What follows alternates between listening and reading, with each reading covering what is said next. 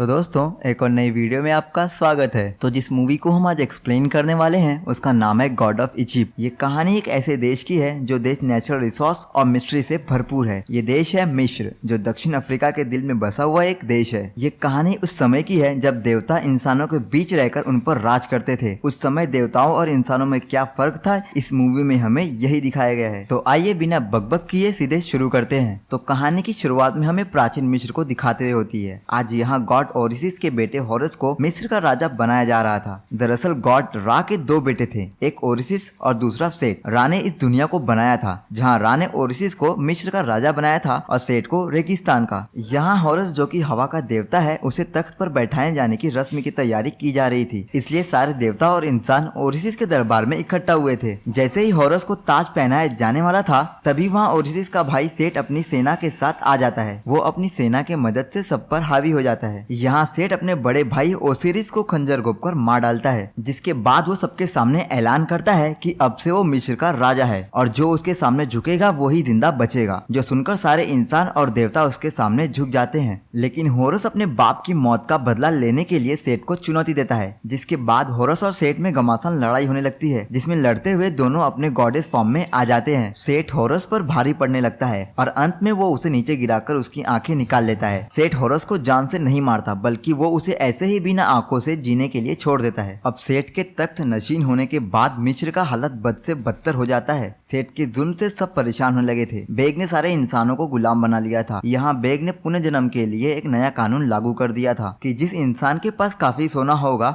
उसे ही पुनर्जन्म दिया जाएगा और जिसके पास सोना नहीं होगा उसे अंधकार में भेज दिया जाएगा। यही हमें बेग नाम का एक लड़के को दिखाया जाता है जो सेठ का गुलाम था। उसकी जया नाम की एक गर्लफ्रेंड है। जया भी यहाँ सेठ के एक दिशगनेर उर्सू की गुलाम थी, जो उर्सू के घर का काम करती थी। बेक यहाँ भी जया से मिलना नहीं छोड़ता। वो हर बाधा को तोड़कर जया से मिलता था। एक दिन ऐसे ही एक मुलाकात में जया बेक को कहती है, तुम्हें होरस की मदद करना चाहिए, क्योंकि होरस ही हमें सेठ के जुल्म से आजाद कर सकता है। जया उसे तिजोरी का एक नक्शा दिखाते हुए बताती है, यहाँ होरस की आंखें रखी है, तुम्हें उस आंखों को तिजोरी से चुराना है और होरस की आंखें उसे वापस लाकर देना है। लेकिन ये तिजोरी को खोलना बहुत मुश्किल है। बेक तिजोरी को बहुत परेशानी के बाद खोलकर अंदर चला जाता है। यहाँ उसे पता चलता है कि असली खतरा तो तिजोरी के अंदर है, क्योंकि उसे होरस की आंख तक पहुँचने के लिए 3 ब्रिज को पार करना पड़ेगा। हर ब्रिज में अलग अलग जाल बिछा है। यहाँ बेक तीनों ब्रिज के जाल से बचता हुआ होरस की आंख तक पहुँच जाता है और होरस की आंख हासिल कर देता है। बेग होरस की आंख लेकर जया के पास पहुँचता है, जहाँ उसे पता चलता है उर्सू को उनकी आंखें चुराने वाली बात पता चल गई है। वो उन्हें पकड़कर मौत की सजा सुना देता है। लेकिन बेग होरस की आंख की तेज रोशनी की मदद से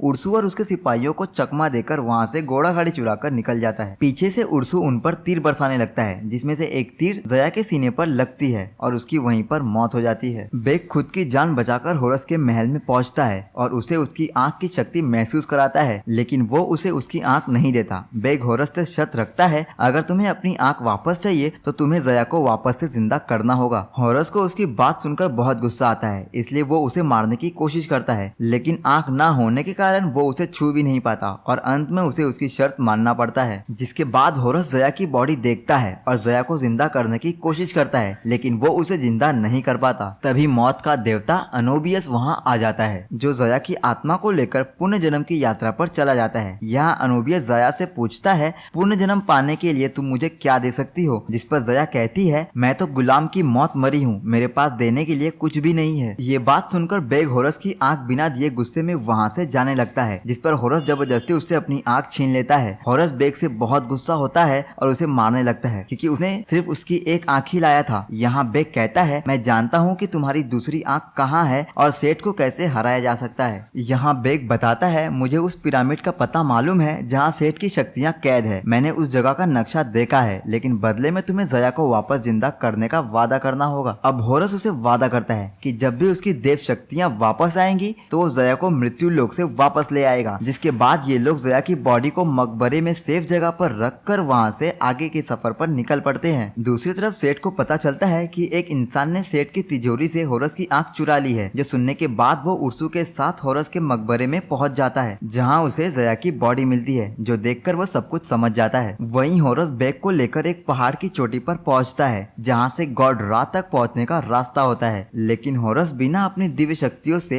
रा तक नहीं जा सकता, इसलिए वो अपने ग्रैंडफादर रा से शक्ति मांगता है और बैग को लेकर अपने ग्रैंडफादर रा की ओर निकल पड़ता है। वहीं रा अपनी कश्ती पर सवार होते हैं जहां वो हर रोज अंधकार से लड़ते हैं और धरती को अंधकार में डूबने से बचाते हैं। अब होरस अपने ग्रैंडफादर के पास आकर उनसे सेठ के खिलाफ लड़ने के लिए मदद मांगता है। वो उनसे रेगिस्तान की आग बुझाने के लिए पवित्र जल मांगता है, जिस जल से होरस की शक्ति खत्म हो जाती है। रा उसे वो जल लेने की इजाजत दे देते हैं। होरस पवित्र नदी से वो जल ले लेता है। यहाँ रा होरस से कहते हैं, तुम्हारा मकसद रा को हराना और बदला लेना नहीं होना चाहिए, बल्कि तुम्हारा मकसद वो होना चाहिए जिसके लिए तुम्हारा वजूद है। तुम्हें तुम्हारा दिव्य फर्ज याद होना चाहिए। जिसके बाद होरस और बैग वापस धरती की तरफ लौट जाते हैं। धरती पर लैंड करते ही होरस की सारी शक्तियाँ खत्म हो जाती है। यहाँ सेठ के सैनिक होरस तक पहुँच जाते हैं और होरस उन सब का जमकर मुकाबला करता है और बहुत सारे सैनिकों को मार देता है। इस लड़ाई के बीच एक सैनिक पीछे से होरस पर वार करता है, जिससे होरस पहाड़ से नीचे गिरने लगता है, जो देखकर बैग भी उसके पीछे छलांग लगा देता है। लेकिन नीचे गिरने से पहले ही सेठ अपने भाले की मदद से पहाड़ के बीच में लटक जाता है। तभी होरस के ऊपर बैग भी आकर लटक जाता है, जिससे दोनों नीचे गिरने से बच जाते हैं। जब होरस अपने सैनिकों की लाश देखता है तो उसे बहुत गुस्सा आता है, जिस गुस्से में वो अपने बचे हुए सैनिकों को भी जान से मार देता है। जिसके बाद सेठ अपनी 2 गॉडेस को होरस को मारने की जिम्मेदारी दे देता है। अब हमें हैथोर का दिखाया जाता है, जो अपनी दिव्य शक्तियों से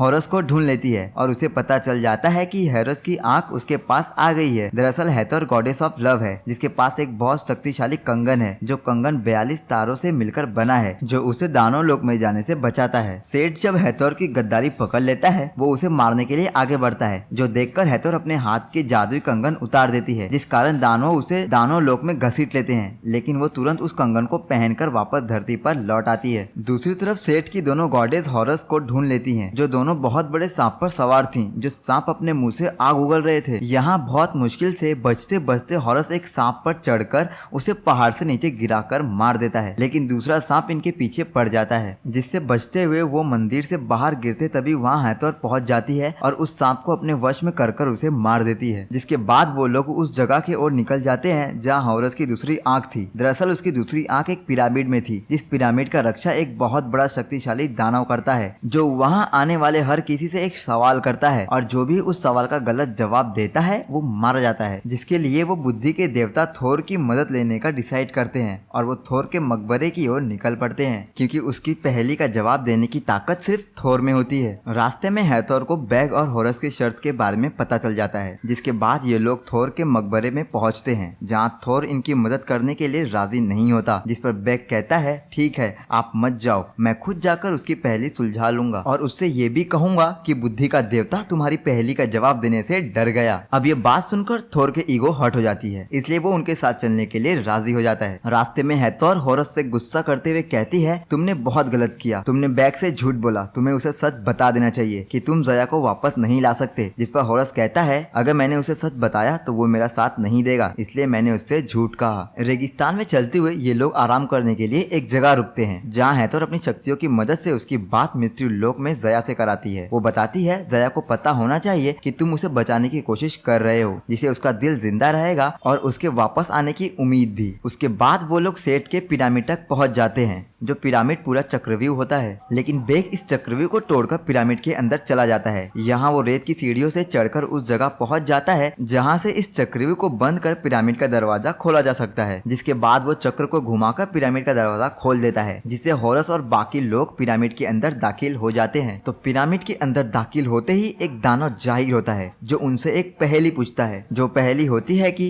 ना ही मैं कभी था लेकिन मैं हमेशा रहूंगा, ना ही मुझे किसी ने देखा है और ना ही मैं कभी किसी को दिखूंगा, फिर भी हर किसी को मुझ पर पूरा भरोसा है, तो बताओ क्या हूँ मैं। थोर पहेली का जवाब देता है, लेकिन उसका जवाब गलत होता है। इसके लिए वो दानव उन्हें मारने लगता है। फिर थोर बहुत सोचने के बाद फिर एक जवाब देता है, लेकिन उसका जवाब फिर से गलत होता है। अब वो दानव इस बार पहले से भी भयंकर हमला करता है, जिसके हमले को देखकर थोर फिर से जवाब देता है और इस बार जवाब सही होता है, जो जवाब था हमारा भविष्य। सही जवाब सुनने के बाद आगे का दरवाजा खुल जाता है। अंदर जाकर होरस पवित्र जल से सेठ की रेगिस्तान की आग बुझाने ही वाला होता है। तभी वहाँ एक जाल खुलता है, जिसमें होरस और हैथोर फंस जाते हैं। तभी सेठ भी यहाँ पहुँच जाता है और ठोक का दिमाग निकाल लेता है। वहीं बेग मौका देखकर पवित्र जल आग में डालने वाला होता है। तभी सेठ उसे कहता है, क्या तुम सच नहीं जानना चाहते? दरअसल हॉरस ने तुमसे झूठ कहा था कि वो जया को मृत्यु लेक से वापस ले आएगा। जया को वहाँ से कोई भी नहीं ला सकता। सेठ ऐसे ही बेग को बात में फंसाकर उसके हाथ से पवित्र जल छीन लेता है और उसे जमीन में फेंक देता है, जिसके बाद सेठ पिरामिड को गिराता हुआ छोड़कर वहाँ से चला जाता है। लेकिन हॉरस और बाकी लोग किसी तरह वहाँ से बच जाते हैं। बेग को यहाँ सच जानने के बाद बहुत बुरा महसूस होता है कि हॉरस और हैथोर ने उसे झूठ कहा और सिर्फ उसका इस्तेमाल किया। जो बात सुनकर हैथोर बेग की मदद करने का डिसाइड करती है और हैथोर अपनी शक्ति से एनोबियस को बुलाती है। वो एनोबियस से पूछती है जया को पुनः जन्म लेने के लिए क्या कीमत होगी, जिसपे एनोबियस कहता है उसकी कीमत बहुत ज्यादा है। जिसपर हैथोर अपना कंगन दिखाते हुए कहती है